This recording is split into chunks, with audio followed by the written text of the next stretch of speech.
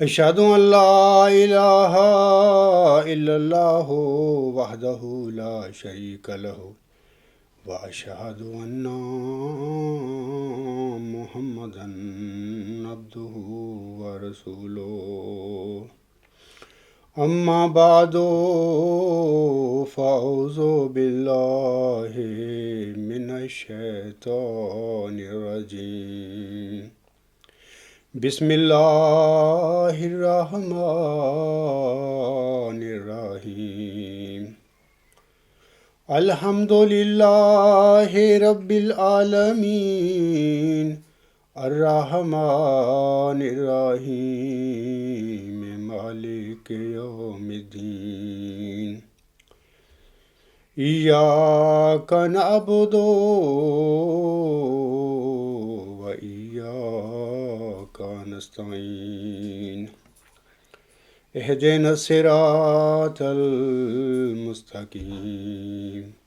صراط الذین انعمت علیہم غیر المغضوب علیہم ولا الضالین ولا تأکلوا مما لم یذکر اسم اللہ علیہ وإنہ لفسق وإن الشیاطین لیوحون إلی اولیائہم لیجادلوکم وَإِنْ آتَعْتُمُوهُمْ إِنَّكُمْ لَمُشْرِكُونَ أَوَمَنْ كَانَ مَيْتًا فَأَحْيَيْنَاهُ وَجَعَلْنَا لَهُ نُورًا يَمْشِي بِهِ فِي النَّاسِ کمن مثلہ فی الظلمات لیس بخارج منها کذالک زینا للکافرین ما کانوا یعملون۔ سلطانی صاحب کا یہ جو آیات میں نے اس وقت تلاوت کی ہیں یہ سورۃ الانعام کی آیت نمبر 122 اور 123 ہیں۔ ان آیات کا ترجمہ کیا ہے اور اس کے متعلق کچھ باتیں میں انشاءاللہ تعالیٰ اپنے خطبہ کے آخر پہ آپ لوگوں کو بتاؤں گا۔ سلطانی صاحب کا ایک مضمون جس کے لکھنے کی انہوں نے کوئی تاریخ درج نہیں کی، البتہ اس نے اپنے اس مضمون کا عنوان لگایا ہے کہ اشتہار 20 فروری 1886 میں مذکور ذکی غلام اور مسلم موعود دو الگ الگ وجود ہیں۔ میں نے اپنے گزشتہ خطبہ جمعہ میں بتایا تھا کہ ذکی غلام ہی کو حضور السلام نے مسلم موعود کا نام دیا تھا، اور حضور السلام کے الہامی کلام میں ذکی غلام کے علاوہ علیحدہ کسی مسلم موعود کی کوئی الہامی بشارت موجود نہیں ہے، لہذا ذکی غلام اور مسلم موعود ایک ہی وجود کے دو مختلف نام ہیں۔ ذکی غلام الہامی نام ہے اور مسلم موعود اسی ذکی غلام کو حضرت مرزا غلام احمد علیہ السلام کا دیا ہوا لقب ہے۔ سلطانی صاحب نے اپنے اسی مضمون میں یہ دعویٰ بھی کیا ہے کہ بشیر احمد اول ہی ذکی غلام تھا اور وہ ذکی غلام تو فوت ہو گیا ہے۔ جناب سلطانی صاحب آگے اپنے اسی مضمون کے صفحہ نمبر 5 پر پہلے خاکسار کے مضمون نمبر 77 کے صفحہ نمبر 3 سے میرے الفاظ کا حوالہ دیتے ہیں۔ جیسا کہ میں نے اپنے مضمون میں لکھا تھا، آپ علیہ السلام نے بشیر احمد اول کی پیدائش پر اس لڑکے کو مولود مسعود کا نام دے کر اسے پیشگوئی مسلم موعود کے مصداق ہونے کا واضح اشارہ فرما دیا تھا، لیکن رضائے الہی کے تحت یہ بچہ 15 ماہ زندہ رہ کر 4 نومبر 1888 کے دن فوت ہو گیا۔ اس کے بعد یعنی میرے ان الفاظ کو کوٹ کرنے کے بعد میرے اس بیان پر تبصرہ کرتے ہوئے یہ نام نہاد مجدد صاحب لکھتا ہے، سنیے۔ حضرت اقدس امام مہدی و مسیح موعود علیہ السلام نے کبھی یہ بھی نہیں لکھا کہ جس کو میں مولود مسعود لکھوں وہ مسلم موعود ہوگا۔ سلطانی صاحب کے بیان پر تبصرہ کرنے سے پہلے میری گزارش ہے کہ نام نہاد مجدد صاحب نے میرے مذکورہ الفاظ کا حوالہ ہی غلط دیا ہے۔ میرے مذکورہ الفاظ مضمون نمبر 77 کے صفحہ نمبر 3 کی بجائے صفحہ نمبر 6 کے شروع میں درج ہیں۔ سامعین کرام وہاں سے میرے اس بیان کی تصدیق کر سکتے ہیں۔ ثانیاً حضور اسلام یہ بات کیوں لکھتے کہ جس بچہ کے متعلق میں مولود مسعود لکھوں تو وہ بچہ مسلم موعود ہی ہوگا؟ ایسا لکھنے کی بجائے تو وہ اس بچے کے متعلق مولود مسعود کی بجائے صاف طور پر مسلم موعود ہی لکھ دیتے۔ اگر اللہ تعالیٰ حضور السلام کو کسی بچے کے متعلق الہاماً بتا دیتے تو آپ علیہ السلام اس بچے کی پیدائش پر اس کے متعلق ضرور مولود مسعود کی بجائے مسلم موعود کے الفاظ ہی لکھتے۔ لیکن مسلم موعود چونکہ نہ آپ کا کوئی جسمانی لڑکا تھا اور نہ ہی اس نے آپ کے گھر میں پیدا ہونا تھا اور نہ ہی اللہ تعالیٰ نے کسی بچے کے متعلق حضور السلام کو کوئی ایسی الہامی خبر دی تھی، لہٰذا اسی واسطے حضور علیہ السلام حفظ ما تقدم کے طور پر بعض لڑکوں کی پیدائش پر اپنے اجتہادی خیال کے مطابق ان کے متعلق مولود مسعود لکھتے رہے۔ یہ کامن سینس کی بات ہے کہ اگر کسی لڑکے کے متعلق اللہ تعالیٰ نے ملہم کو صاف طور پر یہ نہ بتایا ہو کہ یہ لڑکا مسلم موعود ہے تو پھر ملہم کسی ابتلا سے بچنے کے لیے اس کے متعلق مولود مسعود ہی لکھے گا۔ لیکن افسوس اور حیرانگی اس بات کی ہے کہ جس انسان کو اس حکمت کا پتہ نہ چل سکا کہ حضور اسلام نے اپنے بعض لڑکوں کی پیدائش پر مسلم موعود کی بجائے مولود مسعود کے لفظ کیوں لکھے تھے، یہ صاحب 15ویں صدی ہجری کے مجدد ہونے کا دعویٰ فرمائے ہوئے ہیں،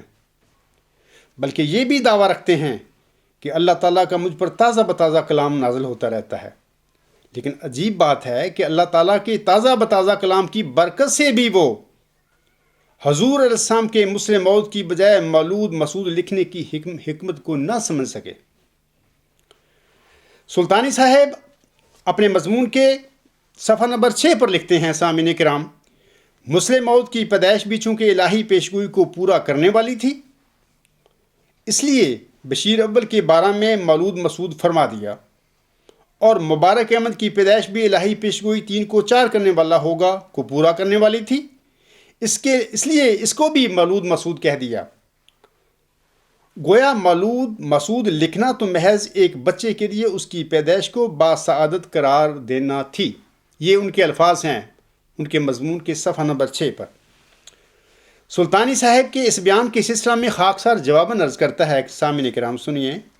کہ اگر کسی انسان پر ایک عظیم بچے کی بشارت کے سلسلے میں کوئی عظیم الشان الہامی پیشگوئی نازل ہوئی ہو اور ملہم نے اس بچے کو اس کی صفات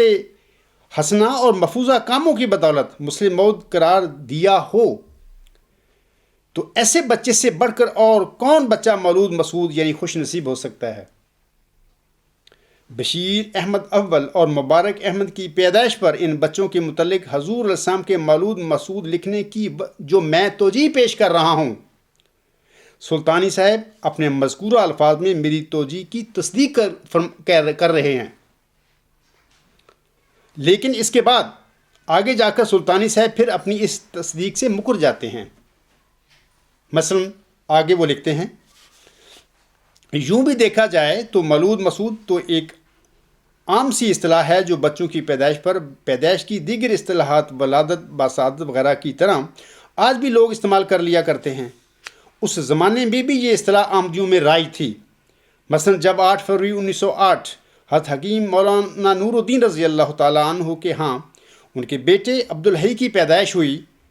تو 10 فروری 1908 کو الحکم کے پہلے صفحہ پر جو اعلان شائع ہوا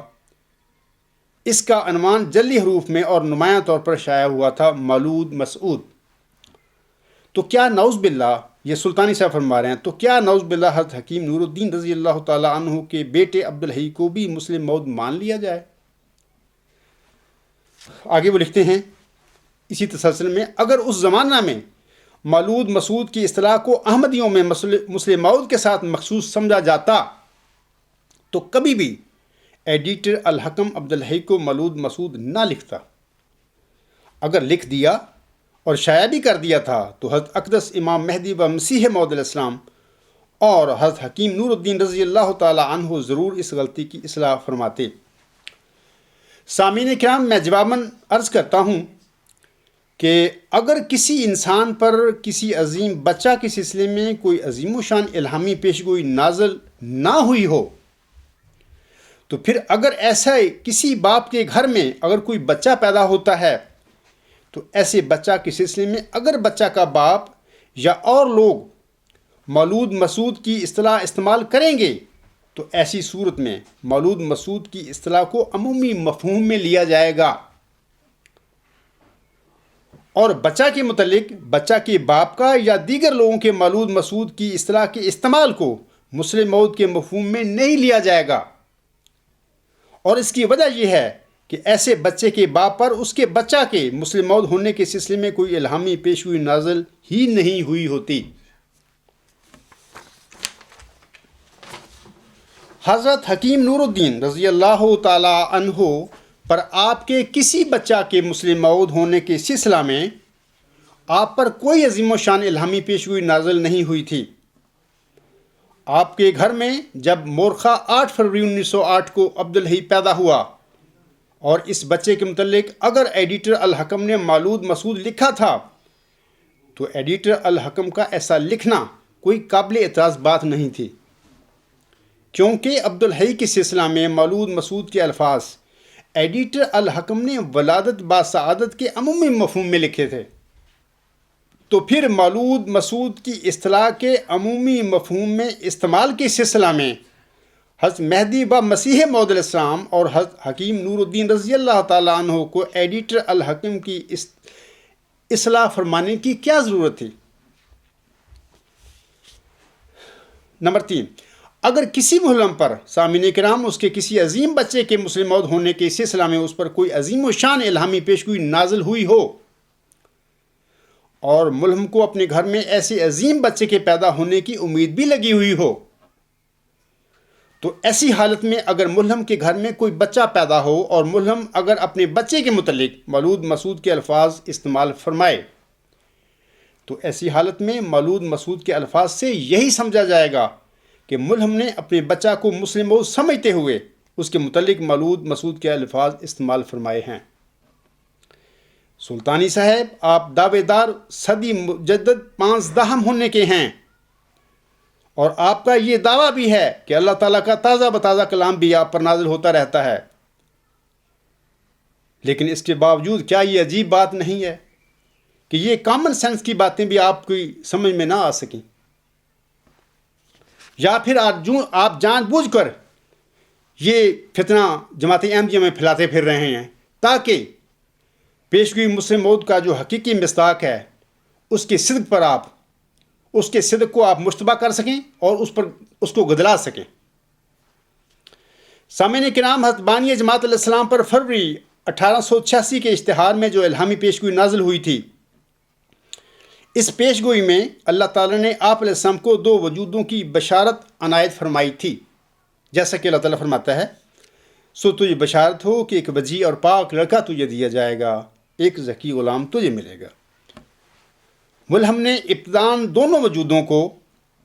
ایک وجود یعنی لڑکا سمجھتے ہوئے ذکی غلام کے آگے بریکٹ میں لڑکا لکھ دیا تھا، حالانکہ اس الہامی پیشگوئی میں لڑکا اور غلام 2 الگ الگ وجود تھے۔ بعد ازاں حضور اسلام کے گھر میں بشیر احمد اول پیدا ہوا اور یہ لڑکا 15 ماہ زندہ رہ کر اپنے خالق حقیقی سے جا ملا۔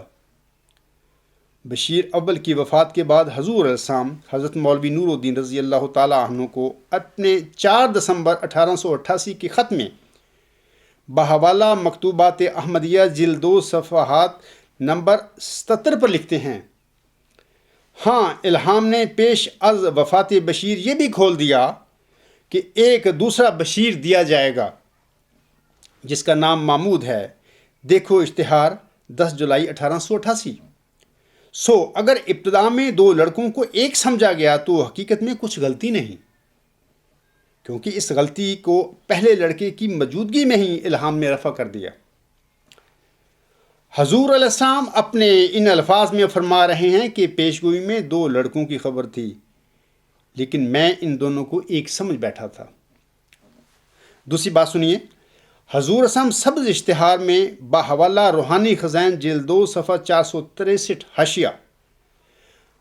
مجموعہ اشتہارات جلد اول صفحہ 179 حاشیہ پر فرماتے ہیں، اور خدا تعالیٰ نے مجھ پر یہ بھی ظاہر کیا کہ 20 فروری 1886 کی پیشگوئی حقیقت میں 2 سعید لڑکوں کے پیدا ہونے پر مشتمل تھی، اور اس عبارت تک کہ مبارک وہ جو آسمان سے آتا ہے پہلے بشیر کی نسبت پیشگوئی ہے۔ یہ سامعین یاد رکھنا کہ حضور صلی اللہ علیہ وسلم اس عبارت کو اور اس عبارت تک کہ مبارک وہ جو آسمان سے آتا ہے پہلے بشیر کی نسبت پیشگوئی ہے۔ آگے میں بتاؤں گا سلطانی صاحب یہ کیا کرتا پھر رہا ہے، اس عبارت کو کہاں لگا رہا ہے۔ آگے حضور فرماتے ہیں کہ جو روحانی طور پر نزول رحمت کا موجب ہوا، اور اس کے بعد کی عبارت دوسرے بشیر کی نسبت ہے۔ سامعین کرام، اللہ تعالیٰ نے حتبانی جماعت علیہ السلام پر 20 فروری 1886 کے اشتہار میں جو الہامی پیشگوئی مسلم موعود نازل فرمائی تھی، اس میں اللہ تعالیٰ نے حضور صلی اللہ علیہ وسلم کو 2 وجودوں کی بشارت بخشی تھی، اور حضور صلی اللہ علیہ وسلم نے بڑی وضاحت کے ساتھ فرما دیا کہ الہامی پیشگوئی میں 2 لڑکوں کی بشارت دی گئی تھی، لیکن میں نے ان دونوں پیشگوئیوں کو ایک پیشگوئی سمجھ لیا تھا۔ اب سلطانی صاحب اللہ تعالیٰ کے فرمان اور ملہم کے فرمان کے برخلاف پیشگوئی مسلم موعود کے مصداق کو لوگوں پر مشتبہ کرنے اور اس کی سچائی کو گدلا کرنے کے لیے الہامی پیشگوئی مسلم موعود میں نعوذ باللہ من ذالک ملہم کی غلطی نکال رہا ہے کہ الہامی پیشگوئی میں 4 لڑکوں کی بشارت دی گئی تھی۔ ان للہ و انا الیہ راجعون، اللہ فرما رہا ہے 2، تجھے بشارت دو کہ ایک بجی اور پاک لڑکا تجھے دیا جائے گا، ایک ذکی غلام تجھے ملے گا۔ 2 وجود ہیں۔ خود میں حوالہ دے چکا ہوں اقتباسات حضور صلی اللہ علیہ وسلم کے کہ آپ نے فرمایا کہ ٹھیک ہے، میں اس دونوں لڑکوں کو میں ایک لڑکا پہلے سمجھ بیٹھا تھا جبکہ یہ 2 تھے۔ سلطانی صاحب ملہم کی غلطی نکال رہا ہے، یعنی جس ملہم کی پیری میں مجدد ہونے کا دعویٰ کر رہا ہے اس کی غلطی نعوذ باللہ نکال رہا ہے، اور اللہ کی بھی نکال رہا ہے، بھی اللہ کو بھی پتہ نہیں تھا اس میں تو 4 ہیں۔ وہ کہتا ہے، وہ اپنے مضمون اشتہار 20 فروری 1886 ایک عظیم و شان انعام، ایک پیشگوئی سے بھرپور نشانوں کا ایک مضمون ہے، جس کے جواب میں میں نے ایک مضمون لکھا ہے، کرگس کا جہاں اور شاہی کا جہاں اور۔ اپنے اس مضمون کے صفحات نمبر 8 اور 9 پر جناب یہ مجدد صاحب لکھتا ہے، وہ لکھتا ہے، وہ تجھے بشارت ہو کہ ایک وجی اور پاک لڑکا تجھے دیا جائے گا۔ یہ الہامی الفاظ ہیں، اس کی وہ تشریح کر رہا ہے کہ کیا اللہ نے یہ نشان مرزا محمود احمد صاحب کی صورت میں حضرت مسیح موعود علیہ السلام کی زندگی میں پورا نہیں کیا؟ یہ تو بات ٹھیک ہے، کیونکہ ان الفاظ کا مصداق بشیر احمد اول تھا، اور اس کی وفات پر اللہ تعالیٰ نے اس کی مسیل کی خبر دے دی، اور اس طرح بشیر اول کا مصداق جو مسیل تھا وہ بشیر الدین محمود تھا۔ یہ بات ٹھیک ہے۔ آگے لکھتا ہے، ایک ذکی غلام تجھے ملے گا۔ آگے اس کی تشریح کر رہا ہے ان الہامی الفاظ کی، کیا اللہ نے یہ نشان مرزا بشیر احمد کی صورت میں حضرت مسیح موعود علیہ السلام کی زندگی میں پورا نہیں کیا؟ یعنی یہ ذکی غلام جو حضور صاحب کے گھر میں پیدا ہی نہیں ہوا۔ اور ایک اور مضمون پر جس کا میں پچھلے خطبہ میں ذکر کر چکا ہوں کہ یہ سلطانی صاحب کہہ رہے ہیں اس ذکی غلام کے متعلق، وہ بشیر احمد اول تھا، وہ تو فوت ہو گیا تھا۔ اور یہاں پر وہ اس مضمون میں اپنے میں یہ لکھ رہا ہے کہ کیا اللہ نے یہ نشان مرزا بشیر احمد صاحب کی صورت میں مسیح موعود کی زندگی میں پورا نہیں کیا؟ اب سوال یہ ہے کہ کیا یہ ذکی غلام بشیر اول تھا، وہ فوت ہو گیا، یا کیا یہ ذکی غلام بشیر احمد تھا؟ سلطانی صاحب کی اپنی باتوں میں تضاد اور جھوٹ ہے، جبکہ میں کہتا ہوں کہ نہ یہ بشیر احمد اول تھا، نہ یہ بشیر احمد تھا، یہ تو موعود ذکی غلام آپ کا روحانی فرزند مسلم موعود تھا جو آپ کے گھر میں پیدا ہی نہیں ہوا، کیونکہ وہ آپ کا جسمانی لڑکا تھا ہی نہیں۔ آگے سنیے، وہ لڑکا تیرے ہی تخم سے، تیری ہی ذریت و نسل ہوگا. اس کا وہ کیا، کس کے کہاں پہ وہ فٹ کر رہے ہیں؟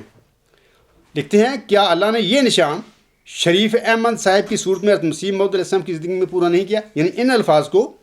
وہ مرزا شریف احمد فٹ کر رہے ہیں، حالانکہ یہ الفاظ اللہ تعالیٰ کے سو تجھے بشارت ہو کہ ایک وجی اور پاک لڑکا دیا جائے گا اس کے متعلق ہیں. اس کی اللہ نے وضاحت فرمائی ہے اپنی الہامی پیشگوئی میں کہ وہ تیرے تخم سے ہوگا،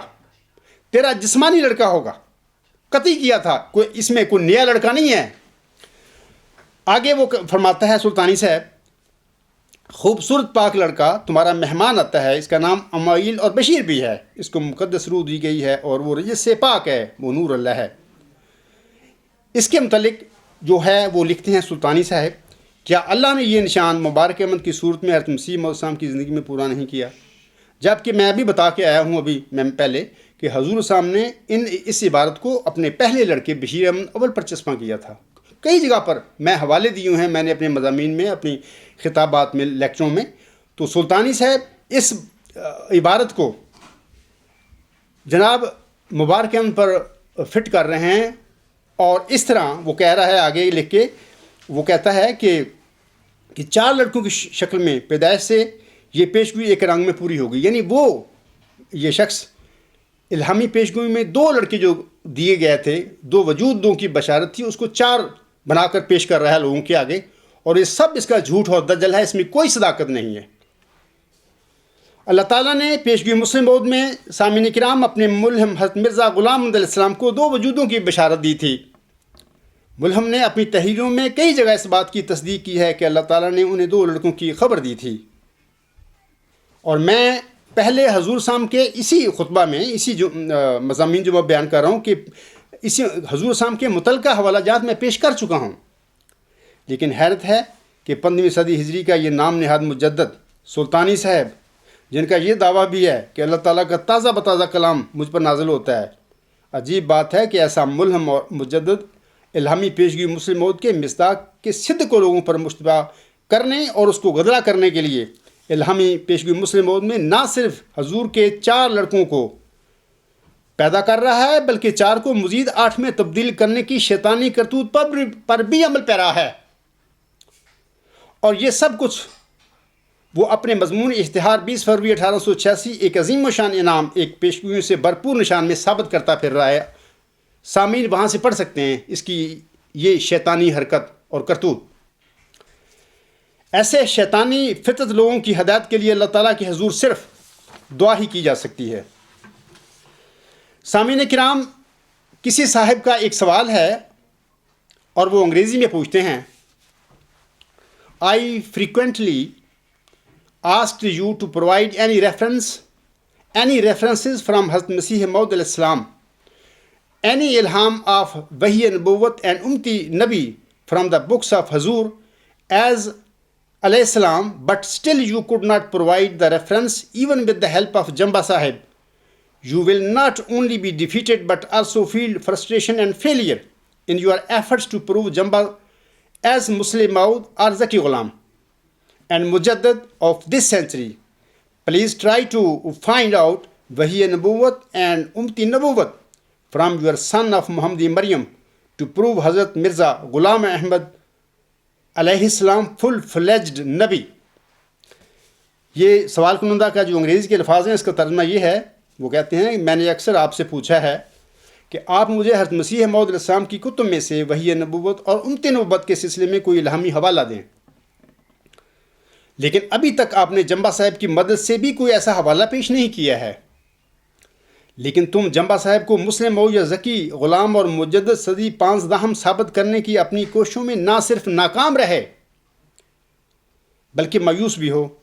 برائے کرم اپنی محمدی مریم کے بیٹے کے ذریعے حضرت مرزا غلام علیہ السلام کو مکمل نبی ثابت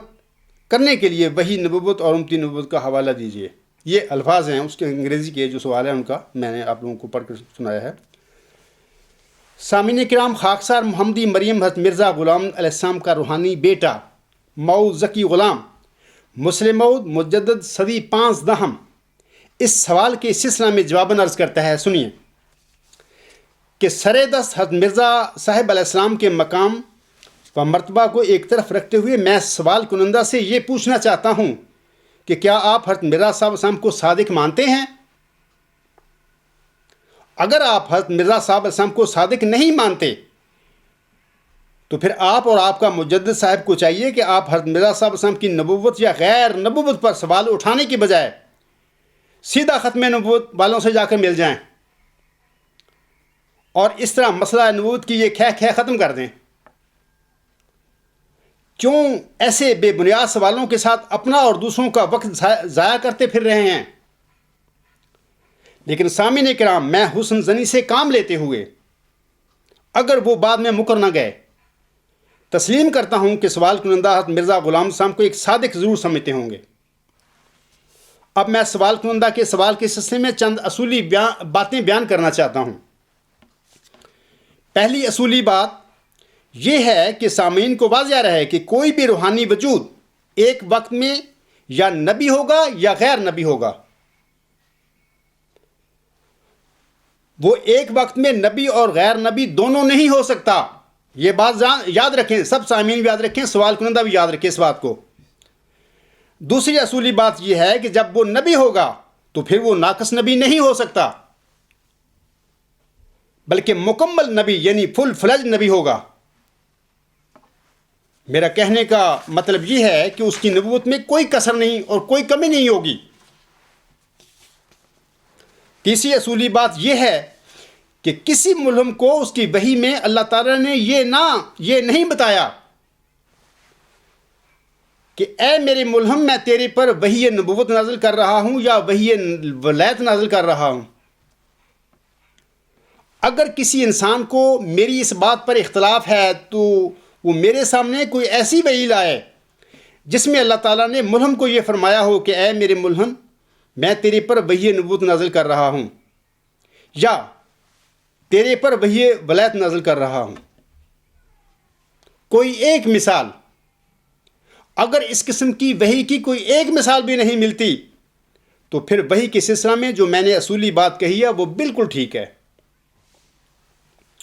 چوتھی اصولی بات سنیے۔ چوتھی اصولی بات یہ ہے کہ کسی روحانی وجود پر نازل ہونے والی وحی کی حیثیت یعنی کہ وحی نبوت یا وحی ولایت کا تعین اس روحانی وجود کا مقام و مرتبہ طے کیا کرتا ہے۔ مثلا حضرت صلی اللہ علیہ وآلہ وسلم کا مقام و مرتبہ آپ صلی اللہ علیہ وآلہ وسلم پر نازل ہونے والی وحی یعنی قرآن کریم متعین کرتا ہے۔ اللہ تعالیٰ نے قرآن کریم میں اپنے پیارے رسول کو نبی اور خاتم النبیین قرار دیا ہے، لہذا تمام مسلمانوں کا خواہ وہ کسی فرقہ سے بھی تعلق رکھتے ہوں،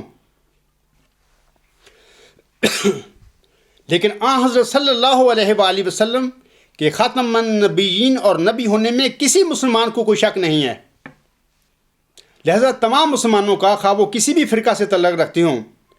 حضرت صلی اللہ علیہ وآلہ وسلم کی نبوت اور آپ کے خاتم النبی ہونے پر سب کو کامل اتفاق ہے۔ یہ ایک الگ بحث ہے سامعین کرام کہ خاتم النبیین کے معنی میں ضرور اختلاف ہے، لیکن حضرت صلی اللہ علیہ وآلہ وسلم کہ خاتم النبیین ہونے میں کسی مسلمان کو نہ کوئی شک ہے نہ کوئی تردد ہے۔ اب یہ بات تو ثابت ہو گئی کہ حضرت صلی اللہ علیہ وآلہ وسلم کے مقام و مرتبہ کا تعین یا آپ پر نازل ہونے والی وحی کا تعین آپ پر نازل ہونے والی وحی نے طے کیا ہے، یہ ثابت ہوگی بات۔ اچھا آئیں آپ آگے میں آپ سب لوگوں کو حضرت بانی جماعت الاسلام پر نازل ہونے والی جو وحی ہے وہ پڑھ کر سناتا ہوں۔ اللہ آپ نے برگزیدہ بندے کو کیا فرماتا ہے اپنی الہام میں؟ اللہ تعالیٰ فرماتا ہے 8 فروری 1906 یا نبی اللہ کنتو لعارفو کا تذکرہ صفحہ 507 الحکم جلد 10 نمبر 5 مورخہ 10 فروری 1906 صفحہ 11۔ زمین کہتی ہے اے نبی اللہ میں تم کو نہیں پہچانتی تھی۔ نمبر 2، یہ دوسرا الہام میں پیش کر رہا ہوں۔ 1907 میں یہ الہام ہوا یا ایھا النبیو اطعم الجائع والمضطر، تذکرہ صفحہ 631 الحکم جلد 12 نمبر 1 مورخہ 2 جنوری 1908 صفحہ 3۔ اے نبی، بھوکھوں اور محتاجوں کو کھانا کھلاؤ۔ تیسرا الہام میں آپ لوگوں کے سامنے پیش کرتا ہوں، حضرت مہدی و مسیح موعود علیہ السلام محمدی مریم کے سلسلے میں نازل ہونے والے الہام کے سلسلے میں۔ اللہ فرماتا ہے 1903 میں، یا احمدو جو علت مرسلہ، تذکرہ صفحہ 405، تذکرۃ الشہادتین روحانی خزائن جلد 20 صفحہ 45-46۔ اے احمد تو مرسل بنایا گیا۔ چوتھا الہام سنیے، 9 نومبر 1905 میں اللہ تعالیٰ فرماتا ہے انی مع الرسول اقوم، تذکرہ صفحہ 437، الحکم جلد 8 نمبر 33 مورخہ 30 ستمبر 1904 صفحہ 7 میں اپنے رسول کے ساتھ کھڑا ہوں، اللہ تعالیٰ فرماتا ہے۔ سامعین کرام، حضرت مرزا غلام احمد علیہ السلام اپنے مقام و مرتبہ کے متعلق خود حلفاً فرماتے ہیں۔ اس سے وہ آپ علیہ السلام کے اقتباس پڑھنے سے پہلے میں کہتا ہوں کہ اگر آپ سمجھتے ہیں مرزا غلام صاحب صادق تھے تو اللہ تعالیٰ نے آپ علیہ السلام کو نبی قرار دیا ہے، اب اس کے کلام میں جو اس پر نازل ہوا تھا۔ اگر محمد عربی صلی اللہ علیہ وسلم پر نازل ہونے والے کلام یعنی قرآن کریم میں اللہ تعالیٰ آپ کو نبی قرار دیتا ہے، خاتم النبیین قرار دیتا ہے اور ہم قبول کرتے ہیں، تو جب مرزا غلام علیہ السلام پر اللہ تعالیٰ اس کی وحی میں اس کو نبی قرار دیتا ہے، اس کو رسول قرار دیتا ہے، تو اگر تم اپنے اس دعویٰ میں سچے ہو کہ مرزا غلام تو سچا ہے، صادق ہے، تو تم کیوں اس کو نبی کا نہیں مانتے؟ اور تم کیوں یہ بہانے کرتے پھر ہو اپنے نفس کے کہ دکھاؤ وحی نبوت، دکھاؤ امتی نبوت؟ یہ سب تمہارے جھوٹ ہیں اور تمہارے نفس کے بہانے ہیں۔ حضور صاحب فرماتے ہیں اپنے مقام و مرتبہ کے سلسلے میں، سامعین کرام سنیے، حضور صاحب فرماتے ہیں میں اس خدا کی قسم کھا کر کہتا ہوں جس کے ہاتھ میں میری جان ہے کہ اسی نے مجھے بھیجا ہے اور اس نے میرا نام نبی رکھا ہے۔ حقیقت الوحی 1907 میں یہ کتاب شائع ہوئی، روحانی خزائن جلد 22 صفحہ 503۔ دوسرا حوالہ بھی سنیے، حضور صاحب فرماتے ہیں سو میں خدا کے حکم کے موافق نبی ہوں۔ اے سوال کنندہ، تو اگر مرزا صاحب علیہ السلام کو صادق مانتا ہے تو کیوں نہیں مانتا اس کی بات؟ حضور فرماتے ہیں سو میں خدا کے حکم کے موافق نبی ہوں، اگر میں اس سے انکار کروں تو میرا گناہ ہوگا، اور جس حالت میں خدا میرا نام نبی رکھتا ہے تو میں کیوں کر انکار کر سکتا ہوں؟ میں اس پر قائم ہوں اس وقت تک جو اس دنیا سے گزر جاؤں۔ مجموعہ اشتہارات جلد 3 صفحہ 597، حضور صاحب کا خط 23 مئی 1908 از شہر لاہور۔ جہاں تک امتی نبوت کا تعلق ہے، اس سلسلے میں حضور صاحب کے حوالہ کا سوال کیا گیا ہے، سوال کنندہ نے لکھا ہے اپنے سوال میں امتی نبوت کا حوالہ بھی دو۔ اس سلسلے میں عرض کرتا ہوں کہ اس ضمن میں آپ علیہ السلام مورخہ 23 مئی 1908 کو اپنی زندگی کے آخری خط مجموعہ اشتہارات جلد 3 صفحہ 598 پر فرماتے ہیں، حضور فرماتے ہیں اس لحاظ مجھے امتیازی مرتبہ بخشنے کے لیے خدا نے میرا نام نبی رکھ دیا، اور یہ مجھے ایک عزت کا خطاب دیا گیا ہے۔ یہاں پہ عرض کرتا ہوں کہ سلطانی صاحب اور اس کا یہ سوال کنندہ مرید کیا اس حضور السلام سے یہ عزت کا خطاب جو اللہ نے اس کو دیا کیا چھینتے پھر رہے ہیں؟ میں آپ کو بتاتا ہوں کہ قیامت تک تم میں سے کوئی بھی حضور صاحب کا یہ مقام و مرتبہ اسے چھین نہیں سکتا، جب تک اللہ تعالیٰ نے اس کی مرید پیدا کی ہوئے ہیں مرزا غلام صاحب کے اس عاجز جیسے۔ آگے حضور صاحب فرماتے ہیں کہ یہ مجھے ایک عزت کا خطاب دیا گیا ہے تاکہ ان میں اور مجھ میں فرق ہو جائے، اور تم اس کو فرق کو مٹا رہے ہو۔ سلطانی صاحب بھی مجدد بنا پھرتا ہے اور لوگوں کو گمراہ اور دھوکہ دیتا پھرتا ہے کہ نہیں وہ تو محض مجدد تھے، یعنی یہ فرق مٹاتا پھر رہا ہے۔ وہ کہہ رہا ہے کہ یعنی مرزا غلام صاحب فرما رہے ہیں کہ یہ فرق ڈالا مجھ میں اور دوسروں میں اللہ نے۔ سلطانی صاحب مجدد صدی کا دعویٰ کرنے والا جھوٹا انسان یہ فرق ختم کرتا پھر رہا ہے، اور ساتھ ہی کہتا ہے کہ میں اس صدی کا مجدد ہوں۔ تو اس صدی کا مجدد، تو اس صدی کا دجال ہے۔ حضور علیہ السلام فرماتے ہیں ان معنوں سے میں نبی بھی ہوں اور امتی بھی، تاکہ ہمارے سید و آقا کی وہ پیش گوئی پوری ہو کہ آنے والا مسیح امتی بھی ہوگا اور وہ نبی بھی ہوگا۔ یہ حضور صاحب کا خط محرہ 23 مئی 1908 از شہر لاہور ہے۔ اب سوال یہ ہے کہ جو انسان امتی بھی ہے اور نبی بھی ہے تو کیا وہ امتی نبی نہ ہوا؟ یقیناً وہ امتی نبی ہوا۔ اللہ تعالیٰ سے میری دعا ہے کہ وہ سوال کنندہ کے نفسانی وساوس کا خود علاج کر کے اس کو نہ صرف ہدایت بخشے اور اس کا خاتمہ بالخیر کرے، بلکہ ایسے شیطانی مجدوں کے چنگل سے بھی اس کو نجات بخشے، آمین۔ خاکسار نے سامعین کرام 26 اپریل 2013 کے خطبہ جمعہ کا، جس کا عنوان تھا خلیفہ ثانی صاحب کا الہامی دعویٰ مسلم موعود اور آپ کی قطع وطین، میرے اس خطبہ کے بعد بعض قادیانیوں کا یہ سوال ہے کہ یہ کس طرح ممکن ہے کہ ایک انسان کی شہ رگ بھی قطع ہو جائے لیکن قطع وطین کے بعد وہ 11.5 سال زندہ بھی رہے؟ یہ سوال ہے اس خطبہ جمعہ کے بعد لوگوں کے دل میں پیدا ہوا۔ بعض نوجوان ہیں وہ سوال کرتے پھر رہے ہیں بڑے ٹھٹھے اور تمسخر کے انداز میں کہ یہ کیسے ہو سکتا ہے، خلیفہ ثانی صاحب کی شہ رگ بھی قطع ہو گئی اور وہ زندہ بھی رہیں۔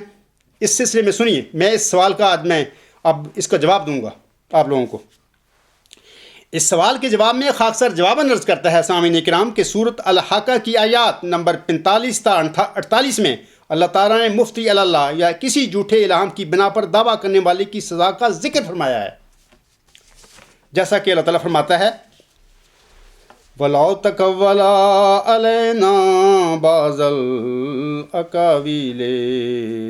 لَأَخَذْنَا مِنْهُ بِالْيَمِينِ ثُمَّ لَقَطَعْنَا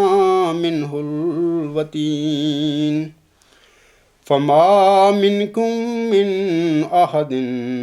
عَنْهُ حَاجِزِينَ۔ یاد رکھیں، پہلے آیات ترجمہ پڑھنے سے پہلے میں بتاتا ہوں کہ ان آیات میں اللہ تعالیٰ نے اپنے پیارے نبی صلی اللہ علیہ وسلم کا حوالہ دے کر فرمایا ہے، اور یہ جو میں اس وقت ترجمہ پڑھوں گا ان آیات کا، وہ ترجمہ میرا نہیں ہے۔ جس انسان کے متعلق ہماری بحث اور بات ہے خلیفہ ثانی صاحب، اس کا کیا ہوا یہ ترجمہ ہے۔ اس کا ترجمہ یہ ہے کہ خلیفہ ثانی صاحب یہ فرماتے ہیں کہ اگر یہ شخص یعنی محمد عربی صلی اللہ علیہ وسلم، اللہ تعالیٰ فرماتا ہے کہ ہماری طرف جھوٹا اعلام منسوب کر دیتا، خواہ ایک ہی ہوتا، تو ہم یقیناً اس کو دائیں ہاتھ سے پکڑ لیتے اور اس کی رگے جان، اس کی رگے گردن کاٹ دیتے۔ سو اس صورت میں تم میں سے کوئی بھی نہ ہوتا جو اسے خدا کے عذاب سے بچا سکتا۔ واضح رہے سامعین کرام کہ کسی جھوٹے انسان کو اللہ تعالیٰ جس طرح چاہے ہلاک کر سکتا ہے۔ موت دینے کے لیے اللہ تعالیٰ کے پاس قسم کے طریقے ہیں۔ ہمارا ہر سانس اللہ تعالیٰ کے فضل اور رحم اور اس کے اذن کے ساتھ چل رہا ہے۔ اگر وہ ساری دنیا کے لیے حکم صادر فرما دے کہ سب مر جاؤ، تو کوئی انسان ایک لمحہ کے لیے بھی زندہ نہیں رہ سکتا۔ سورۃ الحاقہ کی مذکورہ آیات میں اللہ تعالیٰ نے مفتری اللہ یعنی جھوٹے ملم من اللہ کے لیے ایک خاص قسم کی سزا کا ذکر فرمایا ہے۔ اللہ تعالیٰ فرماتا ہے کہ میں جھوٹا الہام بنانے والے اور کسی جھوٹے الہام کی بنا پر کوئی روحانی دعویٰ کرنے والے کی شہ رگ قطع کر دوں گا۔ واضح رہے کہ اگر کسی انسان، خواہ وہ کوئی بھی ہو، کہ اللہ تعالیٰ شہ رگ قطع کر دے، تو قطع وطین کا یہ واقعہ کوئی معمولی واقعہ نہیں ہے، بلکہ قطع وطین یعنی شہ رگ کا قطع کرنا تو اللہ تعالیٰ نے اپنے کلام میں جھوٹے ملہم من اللہ یا مفتری اللہ کی سزا مقرر فرمائی ہوئی ہے۔ اب سوال یہ پیدا ہوتا ہے کہ جناب خلیفہ ثانی صاحب کے الہامی دعویٰ مسلم موعود کے 10 سال بعد ان کی گردن پر حملہ کے نتیجے میں کیا اس کی شہ رگ قطع ہوئی تھی کہ نہیں ہوئی تھی؟ اس کی تفصیل جناب مولوی ابوالعطا صاحب کے الفاظ میں تاریخ احمدیت جلد 17 صفحات 230 تا 231 پر ملاحظہ کی جا سکتی ہے، اور خاکسار اس کا اپنے 26 اپریل 2013 کے خطبہ جمعہ میں ذکر کر چکا ہے۔ اب قرآن مجید کی روشنی میں ذکی غلام پسر موعود یا مسلم موعود سے متعلق مبشر الہامات سے یہ حقیقت اظہر من الشمس ہے کہ خلیفہ ثانی صاحب نے حلف اٹھا کر جو الہامی دعویٰ مسلم موعود کیا تھا وہ دعویٰ قطعی طور پر ایک جھوٹا دعویٰ تھا، کیونکہ اگر مرزا غلام سلام کے یہ الہام مبشر الہام جو ذکی غلام کے متعلق آپ علیہ السلام پر 6-7 نومبر 1907 تک جاری رہے، اگر یہ سچے الہام ہے، مرزا غلام علیہ السلام کا دعویٰ مسیح موعود مہدی موعود امتی نبی ہونے کا سچا ہے، تو بشیر الدین محمود کا یہ دعویٰ کبھی بھی سچا نہیں ہو سکتا، یہ جھوٹا دعویٰ تھا ان کا۔ اگر آپ سمجھتے ہیں کہ ان کا سچا دعویٰ تھا تو پھر یہ نوٹ کر لیں کہ آپ کو مرزا غلام علیہ السلام کو ہر صورت میں نعوذ باللہ من ذالک جھوٹا کہنا پڑے گا اور ماننا پڑے گا. یہ فیصلہ آپ تمہارے ہاتھوں میں ہے کہ تم نے کیا کرنا ہے. تم نے خلیفہ ثانی صاحب کو سچا ماننا ہے اور اس کی جھوٹی دعوے کو برقرار رکھنا ہے اور اس جھوٹے دعوے کی وجہ سے اس جھوٹی خلافت کو بھی برقرار رکھنا ہے، یا کہ آپ لوگوں نے حضرت مرزا غلام کو ایک سچا مجدد، ایک سچا مسیح اور ایک سچا مہدی اور ایک سچا امتی نبی قرار دینا ہے اور اس کو ان کے اس دعوی کو برقرار رکھنا ہے. یہ اب تمہارے اپنے ہاتھوں میں یہ چیزیں ہیں، آپ نے فیصلے کرنے ہیں. اب سوال یہ ہے کہ آیا خلیفہ ثانی صاحب مفتری اللہ کے متعلق اللہ تعالیٰ کی مقرر کردہ سزا کی زد میں آئے تھے یا کہ نہیں؟ خاکسار یہاں عرض کرتا ہے کہ متذکرہ بالا قطع وطین کا یہ قرآنی فرمان اپنی قہری تجلی کے ساتھ خلیفہ ثانی کی ذات میں پورا ہوا، اور تاریخ احمدیت میں یہ ایک ایسا منفرد واقعہ ہے جس سے کسی احمدی کے لیے انکار ممکن نہیں ہے. سامعین کرام، آپ سب کو علم ہے کہ حضرت چودھری محمد ظفر اللہ خان صاحب کوئی عام احمدی نہیں تھے، بلکہ صحابی ہونے کے علاوہ جماعت احمدیہ میں ذمہ داری کے لحاظ سے ان کا ایک بلند پایا مقام ہے. وہ اپنی انگریزی کتاب احمدیت دا ریسنس آف اسلام کے صفحہ 332 پر خلیفہ ثانی پر چاقو کے حملہ کے نتیجے میں اس کی قطع وطین کے حصے میں لکھتے ہیں. اور میں آپ کو یہ بھی بتا دیتا ہوں کہ جب خلیفہ ثانی صاحب اپنے چاقو کے حملہ کے بعد 1955 میں یورپ اپنی علاج کے سلسلے میں، اپنی تشخیص کے سلسلے میں، معائنہ کے سلسلے میں آئے تھے، تو اس وقت جناب چودھری محمد ظفر اللہ خان صاحب ہی ان کے ٹرانسلیٹر تھے. وہ ان کے ساتھ رہتے تھے اور ڈاکٹروں سے بات چیت کرتے تھے. وہ سارا کام جناب چودھری محمد ظفر اللہ خان کیا کرتے تھے. اور پھر یہ بھی یاد رکھیں کہ جس کتاب چودھری محمد ظفر اللہ خان صاحب کی کتاب کا میں یہ ذکر کر رہا ہوں، یہ بھی واضح ہے کہ یہ کتاب کسی احمدی نے پرائیویٹ طور پر شائع نہیں کی، بلکہ یہ کتاب جماعت احمدیہ کے شعبہ تبشیر نے لندن مسجد کی زیر نگرانی 1978 میں لندن سے شائع کی تھی. اس ضمن میں کسی کے ذہن میں کوئی شبہ نہیں ہونا چاہیے کہ یہ کوئی پرائیویٹ سی کتاب ہے کسی احمدی نے لکھی ہوئی. چودھری صاحب اپنی کتاب کے صفحہ نمبر 332 پر لکھتے ہیں: He was examined very thoroughly by top experts in Zurich, Hamburg and London, with such assistance as could be drawn from X-ray expressions. And the unanimous conclusion was that the point of the knife had broken at the jugular vein and was embedded in it. The expert advice was that no attempt should be made to extricate it, as the risk to his life involved in any such operation was too serious to be worth taking. ترجمہ اس کا یہ ہے کہ چودھری صاحب فرماتے ہیں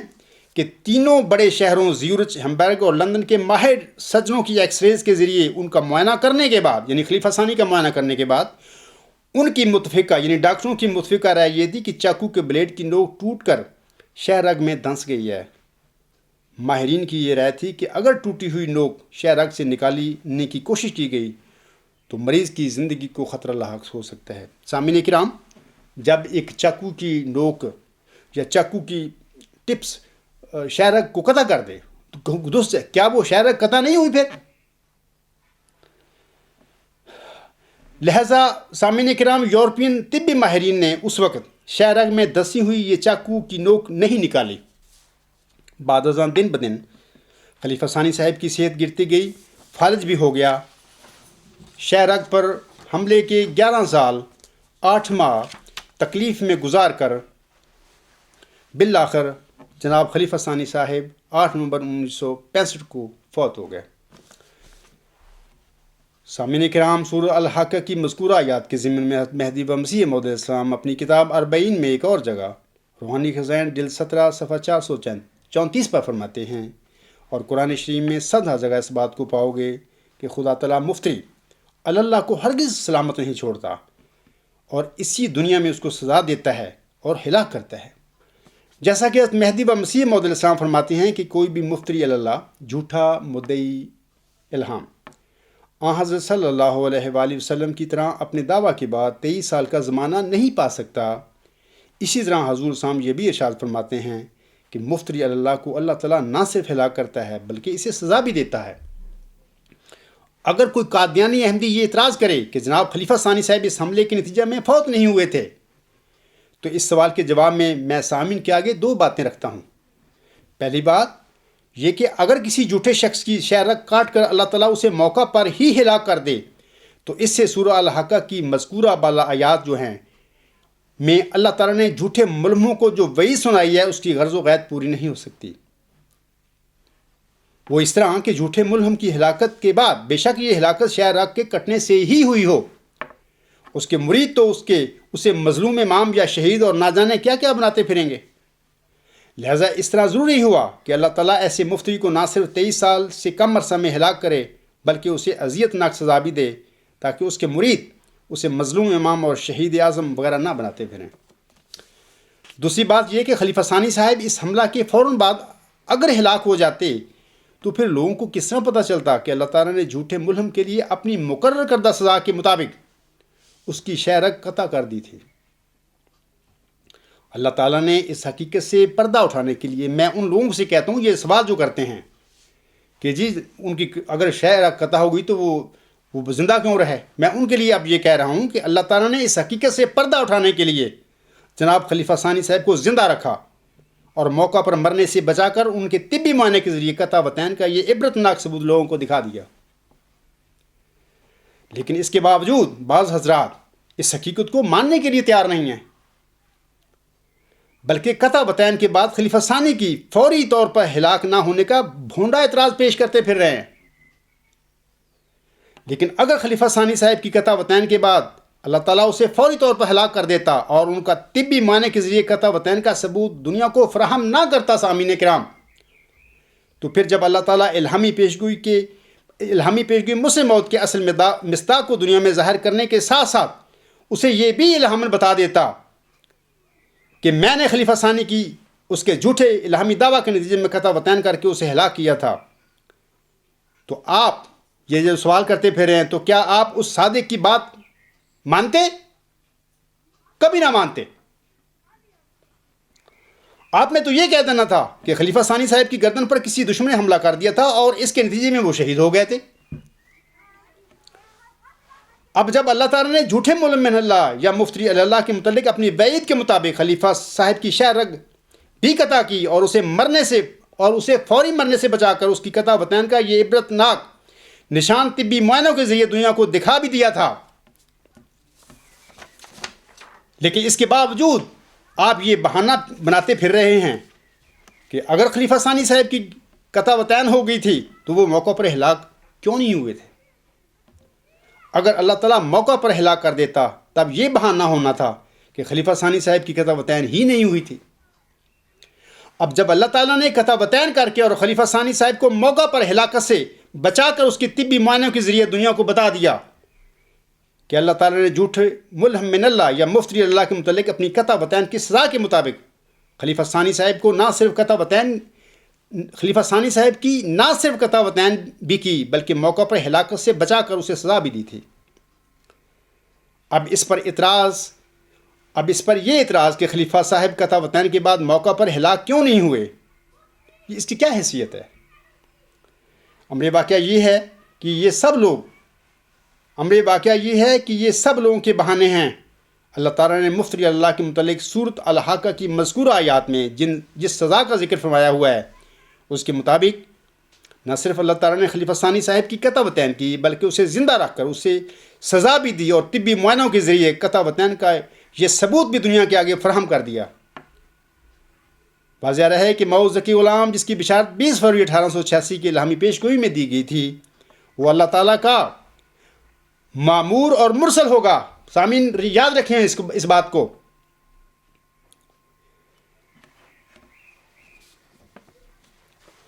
اور اللہ تعالیٰ کا اپنے مرسلوں سے وعدہ ہے کہ وہ ان کی حفاظت فرماتا ہے، جیسا کہ اللہ تعالیٰ سورۃ الجن کی آیات نمبر 27 اور 28 میں فرماتا ہے، عالم الغیب فلا یظہرہ علی غیب احدا الا من ارتضی من رسول فَإِنَّهُ يَسْلُكُ مِن بَيْنِ يَدَيْهِ وَمِن خَلْفِهِ رَصَدًا۔ ان آیات میں اللہ تعالیٰ فرماتا ہے کہ غیب کا جاننے والا وہی ہے اور وہ اپنے غیب پر کسی کو غالب نہیں کرتا سوائے ایسے رسول کے جس کو وہ اس کام کے لیے پسند کر لیتا ہے، اور اس رسول کی یہ شان ہے کہ اس کے آگے بھی اور اس کے پیچھے بھی محافظ فرشتوں کی گارد چلتی ہے۔ یہ ترجمہ بھی خلیفہ ثانی صاحب کا، جس کے متعلق ہم یہ بات کر رہے ہیں۔ اب سوال یہ ہے سامعین کرام میرا کہ اگر خلیفہ ثانی صاحب اپنے الہامی دعویٰ مسلم موعود میں سچا تھا، اگر وہ اللہ تعالیٰ کا سچا مرسل تھا، تو اللہ تعالیٰ نے مرسلوں سے اپنے کیے ہوئے وعدہ کے مطابق اس کی حفاظت کیوں نہیں کی؟ اور سخت پیرا کے مربوط اور منظم نظام کے باوجود خلیفہ ثانی صاحب کی قطع وطین کیوں ہو گئی؟ دوستو، ایک نظر خدا کے لیے، سید الخلق مصطفیٰ کے لیے، میں نے سامعین کو بتایا تھا کہ ذکی غلام حضور صلی اللہ علیہ وسلم کا کوئی جسمانی لڑکا نہیں تھا۔ یہ میں اختتامی باتیں آپ لوگوں سے کرنا چاہتا ہوں کہ اور نہ ہی وہ ذکی غلام جو ہے وہ حضور صلی اللہ علیہ وسلم کے گھر میں پیدا ہوا تھا۔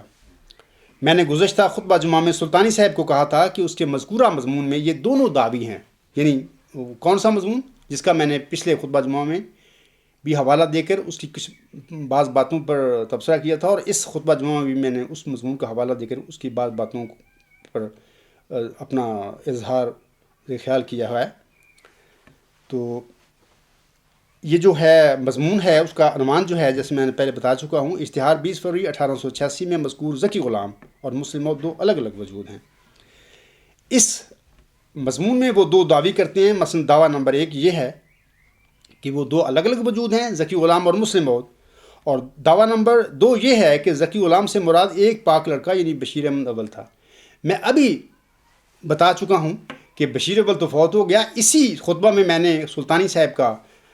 مضمون جو ہے پیشگی مسلم متعلق اس کا یہ بیان دیا ہے کہ وہ اس جو ہے عبارت ہے جو وہ اس کو ذکی غلام کی عبارت کو بشیر احمد پر چشمہ کر رہا ہے۔ بشیر احمد کون؟ وہ بشیر احمد جس کو جماعت احمدیہ میں قبر الانبیاء کے متعلق یاد کیا جاتا ہے، اس کے متعلق یعنی یہ بندہ جھوٹ نہیں بول رہا، کبھی کچھ کہتا ہے کبھی کچھ کہتا ہے۔ یعنی ایسا فضول اور جاہل بندہ، اس کو اتنا بھی علم نہیں ہے کہ میں کیا کہتا رہوں، اور اپنی باتوں میں ہی تضاد پیدا کرتا پھر رہا ہے اور جھوٹ بولتا پھر رہا ہے۔ وہ کہتا ہے کہ مجھ پر اللہ تعالیٰ کا تازہ کلام نازل ہوتا رہتا ہے۔ ایسے جھوٹے بندے پر بھی کبھی اللہ تعالیٰ کا تازہ کلام نازل ہوا؟ یہ سب اس بندے کی شیطانی اور نفسانی باتیں ہیں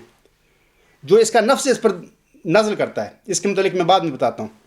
یہ کیا بات ہے۔ بات یہ ہے سامعین کرام، یہ دونوں دعوے سلطانی صاحب کے نہ صرف قطعی طور پر جھوٹے ہیں، بلکہ وہ ان دعاوی کے ساتھ مدعی یہ جو ہے حضرت حکیم علیہ السلام کو بھی نعوذ باللہ جھوٹا ثابت کرنے کی کوشش کر رہا ہے۔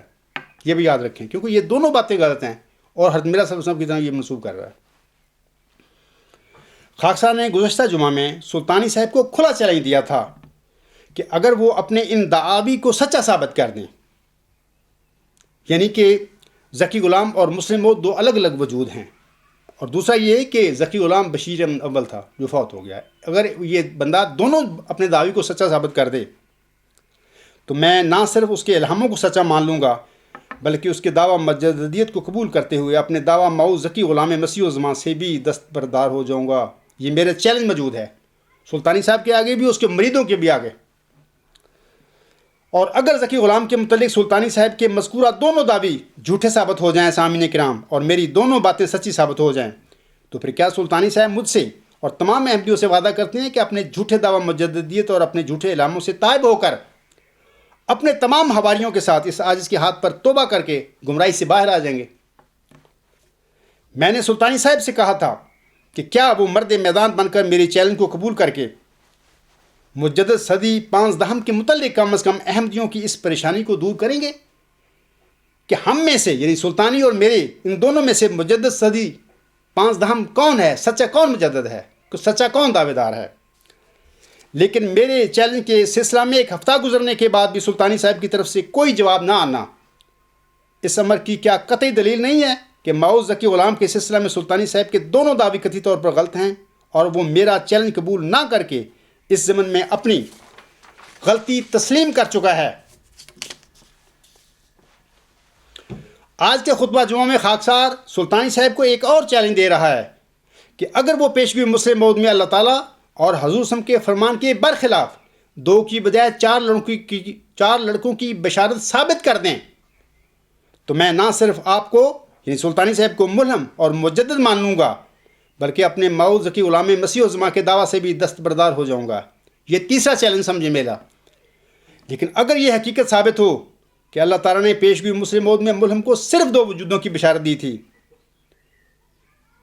تو پھر سلطانی صاحب اپنے جھوٹے دعویٰ مجددیت اور اپنے جھوٹے علاموں سے تائب ہو کر کیا میری غلامی میں آئیں گے؟ سلطانی صاحب اور اس کے مرید کیا میرا یہ تیسرا چیلنج بھی قبول کرتے ہیں؟ ملہم صاحب مرد بن کر میدان میں آئیں تاکہ ہمارے دونوں کے دعوی میں دودھ کا دودھ اور پانی کا پانی ہو جائے۔ یہاں میرا سامعین سے سوال ہے کہ جس انسان کو پیشگوئی مسلم موعود میں بشارت دیے گئے ماؤز ذکی غلام جو 5ویں صدی ہجری کا موعود مجدد ہے اس کے متعلق اتنا بھی علم نہیں ہے تو پھر ایسے مدعی کا 5ویں صدی کے مجدد ہونے کا دعویٰ کس طرح صحیح ہو سکتا ہے؟ یہ سلطانی صاحب کی یہ دعوے کی میں بات کر رہا ہوں، اور اس کے الہام اور مکالمے اور مخاطبے بجز نفسانی خیالات کے اور کیا ہو سکتے ہیں؟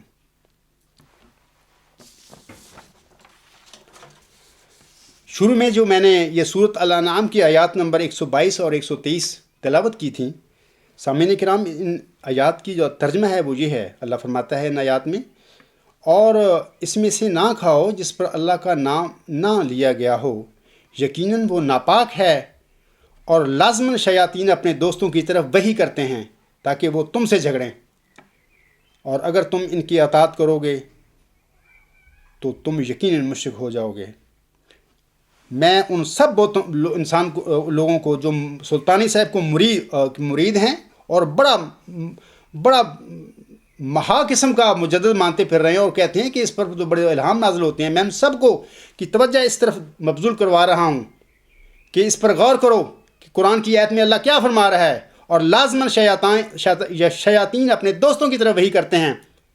تاکہ وہ تم سے جھگڑا کریں۔ یہ جو میں باتیں جھوٹی بتا رہا ہوں سلطانی صاحب کی، اگر یہ سچا معلوم ہوتا کبھی بھی اس کی باتوں میں یہ تضاد نہ ہوتا۔ اس قسم کے تضاد جھوٹے انسانوں کاذب لوگوں کے باتوں میں ہوتے ہیں جو شیطانی قسم کے لوگ ہوتے ہیں اور شیطانی الہامات جاری کرتے ہیں لوگوں کو دھوکہ دینے کے لیے۔ آگے اللہ فرماتا ہے اور اگر تم ان کی اطاعت کرو گے تو تم یقیناً مشرک ہو جاؤ گے۔ اگلی جو آیت ہے اس میں اللہ تعالیٰ فرماتا ہے اور کیا وہ جو مردہ تھا پھر ہم نے اسے زندہ کیا اور ہم نے اس کے لیے وہ نور بنایا جس کے ذریعے وہ لوگوں کے درمیان پھرتا ہے۔ یاد کریں میں سب لوگوں کو احمدیوں کو کہتا ہوں کہ اکثر میں نے خطبات میں بھی اور اپنے مضامین میں بھی ذکر کیا ہے کہ یقین یاد رکھو کہ میں ایک مردوں کی طرح انسان تھا، میں مردہ تھا دنیا میں، لیکن محمد عربی صلی اللہ علیہ وسلم کی جو برکت ہے اس نے مجھے زندہ کیا۔ یہ تفصیل میں پہلے اپنی خطبات میں کافی دفعہ بیان کر چکا ہوں، اور محمد عربی وسلم کی برکت سے زندہ ہونے کے بعد اس عاجز کو محمدی مریم کی دعا آسمان پر لے گئی، اور اس کے بعد آسمان سے اللہ تعالیٰ نے مجھے روحانی علم و معرفت اور روحانی اسلحہ بخش کر اس دنیا میں زمین پر بھیجا ہے تاکہ میں دنیا کی اصلاح کر سکوں اور ان کو درست کر سکوں اور دین اسلام کے غلبہ کی سامان پیدا کر سکوں۔ یہاں اسی آیت میں اللہ تعالیٰ یہی چیز فرماتا ہے اور کیا وہ جو مردہ تھا پھر ہم نے اسے زندہ کیا اور ہم نے اس کے لیے وہ نور بنایا جس کے ذریعے وہ لوگوں کے درمیان پھرتا ہے۔ یہ جو میں آپ کے سامنے باتیں کر رہا ہوں سب بتاتا ہوں، یہ وہی نور ہے جو اللہ تعالیٰ سے اس اعزاز کو دیا گیا ہے۔ میں تو ایک دن بھی جامعہ میں کسی میں نہیں گیا، میں تو امی انسان ہوں دین کے معاملے میں، اور کوئی ثابت نہیں کر سکتا کہ مجھے کسی نے قرآن کریم نازلہ بھی پڑھایا ہو۔ اس انسان کی یہ باتیں اور اس کا احمدیوں کو اور پورے دنیا کو کا نقطہ بند کر دینا دلائل کے ساتھ، ان کے منہ بند کر دینا، کیا اس بات کا ثبوت نہیں ہے کہ اس انسان کو اللہ تعالیٰ نے الہاماً سب کچھ یہ باتیں بتائی ہوئی ہیں؟ یہ جو کچھ کر رہا ہے کہتا پھر ہے اللہ تعالیٰ کے دیے ہوئے نور سے کر رہا ہے۔ آگے اللہ فرماتا ہے ایسا انسان اس شخص کی طرح ہو سکتا ہے جس کی مثال یہ ہے کہ وہ اندھیروں میں پڑا ہوا ہو اور ان سے کبھی نکلنے والا نہ ہو. یہ سلطانی صاحب کہ مجدوں جیسے لوگوں کی یہ بات اب ہو رہی ہے کہ وہ ہمیشہ اندھیروں میں پڑے رہتے ہیں, وہ ان سے نکل نہیں سکتے. وہ جھوٹ پر جھوٹ بولتے ہیں, لوگوں کو دھوکہ دیتے ہیں, کبھی الہاموں کو دیتے ہیں, کبھی تماشے کرتے ہیں, ڈبیٹیں کرتے ہیں, لیکن وہ ہمیشہ ہمیش کے لیے اندھیروں میں داخل ہو چکے ہوتے ہیں. ان اندھیروں سے نکلنا بڑا مشکل ہوتا ہے. اللہ تعالیٰ آگے فرماتا ہے اسی طرح کافروں کے لیے خوبصورت کر کے دکھایا جاتا ہے جو وہ عمل کیا کرتے ہیں. کذالک زینا للکافرین ما کانوا یعملون. یعنی یہ جو کافر ٹائپ لوگ ہوتے ہیں, منکر ہوتے ہیں, خدا کے مرسلوں کا مقابلہ اور مقاطعہ اور ڈٹ کے ان کا مقابلہ کرنے والے, قسم کے سوال کرنے والے, فضول قسم کے لغویات, یہ وہ لوگ ہوتے ہیں جن کا نفس ان کو ان کی اس قسم کی باتیں خوبصورت کر کے دکھاتا ہے کہ جی بالکل تم ٹھیک ہو, ہاں بالکل صحیح ہے, یہ بات ہے, اس سے پوچھو کہ کہاں ہے اس کے پاس الہامات ہیں, اس کا مکالمہ مخاطمہ کہاں ہے. یہ سب باتیں ان لوگوں کی نفسانی باتیں ہوتی ہیں, جیسے خود خدا فرماتا ہے کذالک زینا للکافرین ما کانوا یعملون. یعنی کہ یہ وہ لوگ ہوتے ہیں جن کو ان کا نفس ان کی یہ باتیں خوبصورت کر کے دکھاتا ہے, اور وہ اس فریم میں اور اس دجل میں گمراہ رہتے ہیں اور کبھی غور نہیں کرتے ہم کدھر جا رہے ہیں, ہمارا نفس ہمارے ساتھ کیا کر رہا ہے. اور یہ بھی یاد رکھیں کہ آنس ہم نے فرمایا ہے کہ شیطان کوئی ایسی چیز نہیں ہے کہ باہر سے آ کے لوگوں کو کرتا ہے, یہ انسان کا نفسی شیطان ہے. اور حضرت صلی اللہ علیہ وسلم نے فرمایا ہے کہ شیطان انسانوں کے خون میں دوڑتا پھر رہا ہے. یہ کیا ہے؟ یہ شیطان انسان کا نفسی بن جاتا ہے اور ہوتا ہے, اور اس سے بچنا اور اللہ تعالیٰ سے معافی مانگتے ہوئے استغفار کرتے ہوئے اس نفس کے شر سے بچنا ہر مومن پر فرض ہے کہ وہ ہر لمحہ اپنا محاسبہ کرے تاکہ میں نفسانی وسوسوں کا شکار نہ ہو جاؤں. تو یہ امید ہے کہ اللہ تعالیٰ سب کو یہ توفیق بخشے گا کہ وہ اپنے نفس کا جو شرور ہے جس میں انسان کو شیطان داخل کر دیتا ہے اور پھر وہ اسی طرح وہ پڑا رہتا ہے, اللہ تعالیٰ آپ سب کو اس قسم کے شیطانی وساوس سے بچائے اور صراط مستقیم پر چلنے کی توفیق بخشے, اور آپ کو عقل اور فہم بھی دے,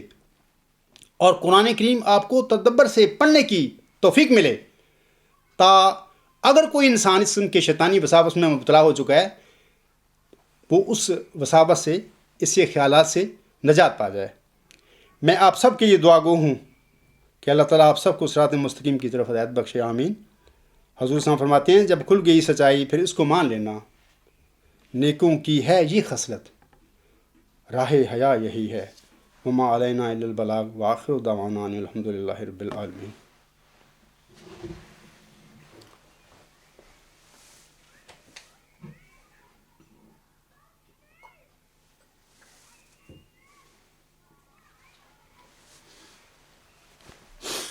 الحمد للہ نحمدہ ونستعینہ ونستغفرہ ونؤمن بہ ونتوکل علیہ ونعوذ باللہ من شرور انفسنا ومن سیئات اعمالنا. من یہدہ اللہ فلا مضل لہ ومن یضللہ فلا ہادی لہ. ونشهد أن لا إله إلا الله ونشهد أن محمدا عبده ورسوله.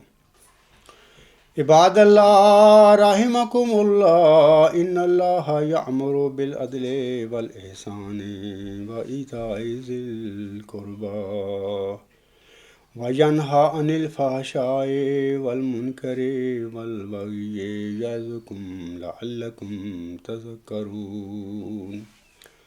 اذْكُرُوا اللَّهَ يَذْكُرْكُمْ وَادْعُوهُ يَسْتَجِبْ لَكُمْ وَلَذِكْرُ اللَّهِ أَكْبَرُ.